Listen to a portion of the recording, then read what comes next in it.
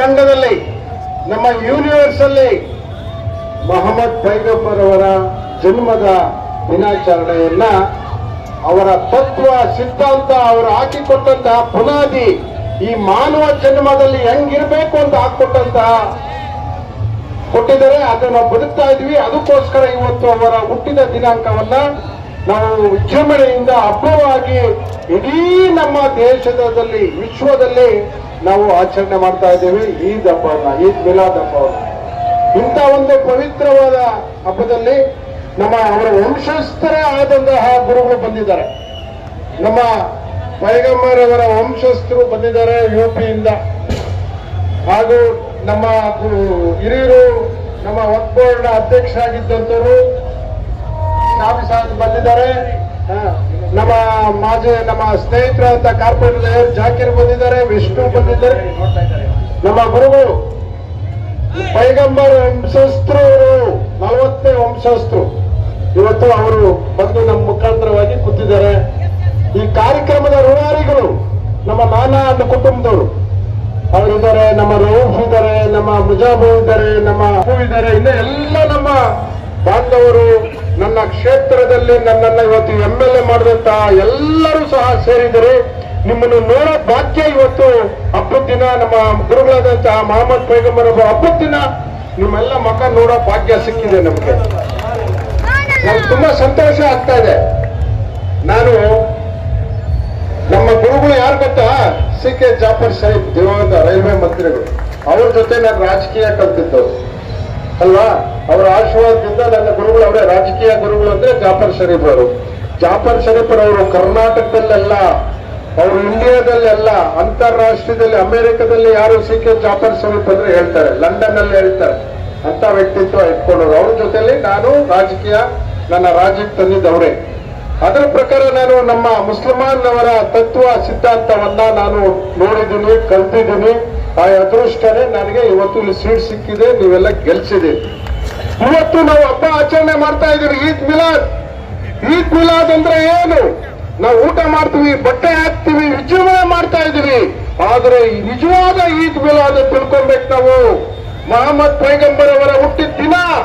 ಅವರು ಈ ದೇಶದಲ್ಲಿ ಮಕ್ಕಳನ್ನ ಯಾವ ರೀತಿ ಬೆಳೆಸಬೇಕು, ಯಾವ ರೀತಿ ಸಮಾಜದಲ್ಲಿ ನಾವು ಬದುಕಬೇಕು, ಯಾವ ರೀತಿ ಶಾಂತಿಯಿಂದ ಬದುಕಬೇಕು, ಯಾವ ರೀತಿ ದುಡಿಬೇಕು, ಯಾವ ರೀತಿ ಕಷ್ಟ ಪಡಬೇಕು, ಯಾವ ರೀತಿ ಇನ್ನೊಬ್ಬರಿಗೆ ನಾವು ಸಹಾಯ ಮಾಡಬೇಕು ಅನ್ನೋದನ್ನ ಕಲಿಸ್ಕೊಟ್ಟಿದ್ದಾರೆ ನಮ್ಮ ಮೊಹಮ್ಮದ್ ಪೈಗಂಬರ್ ಗುರುಗಳು. ಅದನ್ನ ನಾವು ಕಲಿಬೇಕು. ಅದಕ್ಕೆ ನಮ್ಮ ಮುಸಲ್ಮಾನ್ ಬಂದವರು ಎಷ್ಟು ದುಡಿದ್ರು ಒಬ್ಬರಿಗೆ ಸಹಾಯ ಮಾಡ್ತಾರೆ.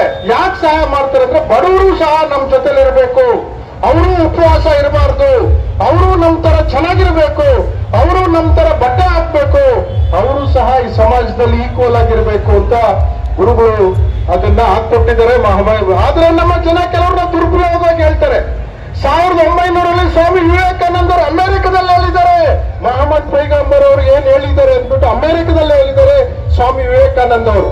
ಅವಾಗ ಹೇಳ್ತಾ ಇದ್ರು, ಮೊಹಮ್ಮದ್ ಪೈಗಂಬರ್ ಅವರು ಮಾನವ ಜನ್ಮ ಅಂದ್ರೆ ಏನು, ಅವರು ಈ ಸಮಾಜದಲ್ಲಿ ಹೆಂಗ್ ಬದುಕಬೇಕು, ಹೆಂಗ್ ಹುಟ್ಟಬೇಕು, ಇನ್ನೊಬ್ರಿಗೆ ಯಾರಿಗೂ ತೊಂದರೆ ಮಾಡಬಾರ್ದು, ಅಣ್ಣ ತಮ್ಮಂದ್ರ ತರ ಇರಬೇಕು, ದುಡಿಬೇಕು, ತಿನ್ಬೇಕು, ಸಮಾಜದಲ್ಲಿ ಹೆಣ್ಣು ಮಕ್ಕಳಿಗೆ ನಾವು ಗೌರವ ಕೊಡಬೇಕು, ನಾವೆಲ್ಲ ಅಣ್ಣ ತಮ್ಮಂದ್ರ ತರ ಇರಬೇಕು. ಇವತ್ತು ನನ್ನ ಪುಲಕೇಶಿ ನಗರದಲ್ಲಿ ಗಣೇಶ ಹಬ್ಬ ಆಗ್ತದೆ, ಈಸ್ಟ್ ಹಬ್ಬ ಆಗ್ತದೆ, ಈದ್ ಮಿಲಾದ್ ಆಗ್ತದೆ. ಎಲ್ಲರೂ ಸಹ ಅಣ್ಣ ತಮ್ಮಂದ್ರ ತರ ಇದ್ದಾರೆ, ಯಾವುದೇ ಗಲಾಟೆ ಏನೂ ಇಲ್ಲ. ಇವತ್ತು ಎಲ್ಲರೂ ಎಲ್ಲಾ ಭಾಗದಲ್ಲಿ ಭಾಗವಹಿಸ್ತಾರೆ. ಆದರೆ ಹೊರಗಡೆ ಜನ ಕಿರಿಕಿಗಳಿದ್ದಾರೆ, ಅದಕ್ಕೆಲ್ಲ ಕಿವಿ ಕೊಡಬೇಡಿ, ಕೊಡ್ಲು ಬೇಡ್ದು. ನಾವೆಲ್ಲ ಅಣ್ಣ ತಮ್ಮಂದಿರ್ತಾರ. ಇದೇನು ಇವತ್ತಿಂದಲ್ಲ. ನಮ್ಮ ಈ ಭಾಗ ಪುಲಕೇಶಿ ನಗರ 100 ವರ್ಷದ ಹಿಸ್ಟ್ರಿ ಇದೆ. ಇಲ್ಲಿ 100 ವರ್ಷದ ಹಿಸ್ಟ್ರಿ ಇದೆ. ನಾನು ಈ ಕ್ಷೇತ್ರದಲ್ಲಿ ಹೊಸ MLA ಆಗಿರ್ಬೋದು. ನಾನು ಫಸ್ಟ್ ವೋಟ್ ಹಾಕಿದ್ದೆ ಈ ಕ್ಷೇತ್ರಕ್ಕೆ, ಯಲಹಂಕ ಕ್ಷೇತ್ರ ಇದು. ಮೊದಲು ನನಗೆಲ್ಲ ಗೊತ್ತಿದೆ. ನಾವೆಲ್ಲ ಅಣ್ಣ ತಮ್ಮಂದಿರ ತರ ಇರೋಣ.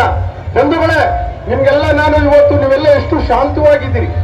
ಇವತ್ತು ಇಷ್ಟೆಲ್ಲ ಕಾರ್ಯಕ್ರಮ ಮಾಡ್ಬೇಕು. ನಾವು ನಮ್ಮ ನಡ್ಸ್ಕೊಬೇಕು. ಅವ್ರಿಗೆ ಅಕ್ಬರ್ ಬನ್ನಿ, ಅವರು ಈ ಕಾರ್ಯಕ್ರಮ ಮಾಡಿ ಬಡವರಿಗೆ, ಯಾರ್ಯಾರು ಬಡವರಿಗೆ ಅವ್ರಿಗೆ ಈಕ್ವಲ್ ಆಗಿ ಸಮಾನತೆಯನ್ನ ಕೊಟ್ಟಿದ್ದಾರೆ. ಸಹಾಯ ಮಾಡ್ತಾರೆ, ಊಟ ಕೊಡ್ತಾರೆ, ಬಟ್ಟೆ ಕೊಡ್ತಾರೆ, ಕೆಲಸ ಕೊಡ್ತಾರೆ. ನನ್ನ ಅದೇ ತತ್ವ. ನಾನೇ ಆಗಿ ನಿಮ್ಮ MLA ಆಗಿ ನನ್ನ ಸೇವೆ, ನೀವೆಲ್ಲರೂ ಚೆನ್ನಾಗಿರ್ಬೇಕು. ಫಸ್ಟ್ ನೀವು ಕುಡಿಯಕ್ ನೀರಿರ್ಬೇಕು, ವಾತಾವರಣ ಚೆನ್ನಾಗಿರ್ಬೇಕು, ರಸ್ತೆ ಇರ್ಬೇಕು, ಮನೆ ಇರಬೇಕು, ಅದೇ ನನ್ನ ಮೂಲ ತತ್ವ. ಓದ್ಲಿಕ್ಕೆ ಒಳ್ಳೆ ಹಾಸ್ಪಿಟ್ಲ್ ಇರಬೇಕು, ಓದ್ಲಿಕ್ಕೆ ಸ್ಕೂಲ್ ಇರಬೇಕು, ನಮ್ಮ ಆರೋಗ್ಯ ಕಾಪಾಡಲಿಕ್ಕೆ ಹಾಸ್ಪಿಟ್ಲ್ ಇರಬೇಕು. ಇದಕ್ಕೆ ಹೆಚ್ಚು ಗಮನ ಕೊಡ್ತೀನಿ ನಾನು. ನಾವೆಲ್ಲ ಚೆನ್ನಾಗಿರೋಣ. ಇವತ್ತು ಈದ್ ಮಿಲಾದನ್ನ ನಮ್ಮ ಗುರುಗಳಾದಂತ ಮೊಹಮ್ಮದ್ ಬೇಗಂ ಸಾಹೇಬ್ರವರ ಅವರು ಹಾಕಿಕೊಟ್ಟಂತ ಬುನಾದಿಯಲ್ಲಿ ನಾವು ಬದುಕೋಣ, ನಾವೆಲ್ಲರೂ ಅಣ್ಣ ತಮ್ಮಂದಿರ ತರ ಇರೋಣ ಅಂತೇಳಿ ನನಗೆ ಮಾತಾಡ್ಲಿಕ್ಕೆ ಅವಕಾಶ ಕೊಟ್ಟಂತ ನಮ್ಮ ಗುರುಗೂ ವೇದಿಕೆ ಅರೇಂಜ್ ಮಾಡಿ ಎಲ್ಲರಿಗೂ ನಾನು ಹೊಂದಿಸಿ ನನ್ನ ಮಾತನ್ನು ಮುಗಿಸ್ತೇನೆ.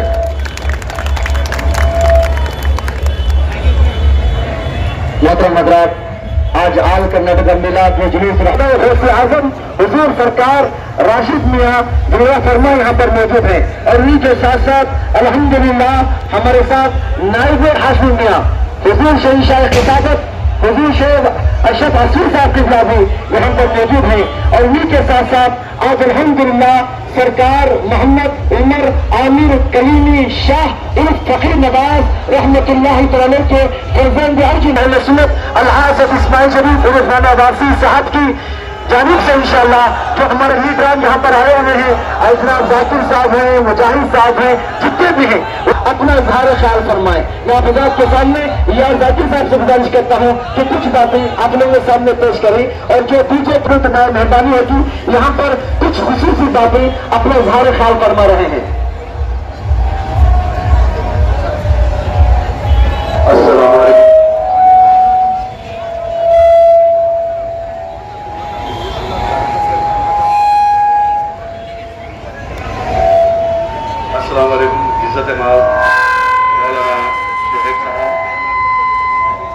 नगर के एमएलए भाइयों बहनों को मिलाद नबी की खुरपुरस मुबारकबाद देना चाहूंगा।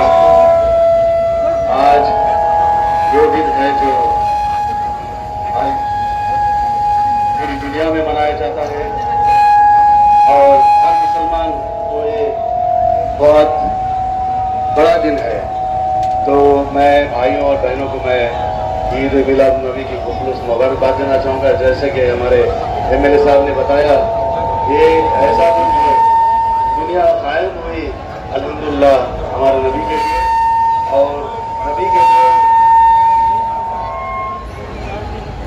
नबी के जो हमारे हुक्म है, नबी जो हमने जो सिखाया है हम उस पर चल रहे हैं और जब तक दुनिया खत्म होगी हम उस पर चलते रहेंगे और इंशाअल्लाह मिलाद इसी तरह मनाते रहेंगे।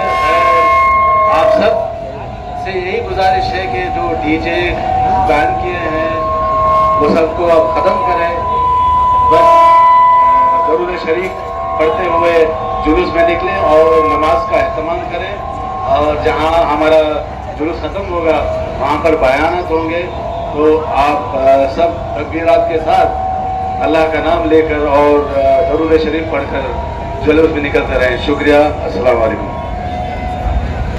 सबसे पहले ईद मिलादुन नबी की आप सबको मुबारकबाद पेश करता हूँ, जिसके सदक़े में अल्लाह ताला ने इस दुनिया को कायम किया और हमको और आपको इस उम्मत के हुज़ूर पाक सल्लल्लाहु अलैहि वसल्लम की उम्मत में पैदा फरमाया।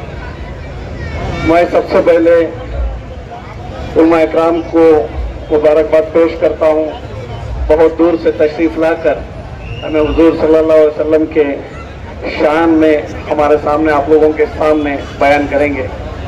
और उसके साथ साथ मैं सबके नाम तो नहीं जानता हूँ, इसीलिए मैं पूरे उलमा इकराम को जोड़ के बोला हूँ, आप बुरा मत मानिएगा।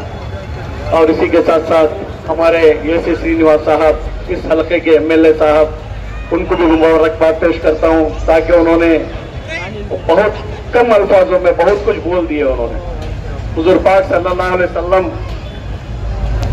की शान में जिस तरीके से उन्होंने बताए, जो पहनने से लेकर रहन सहन तक का चंद अल्फाजों में उन्होंने बयान किया, उनका भी शुक्रिया।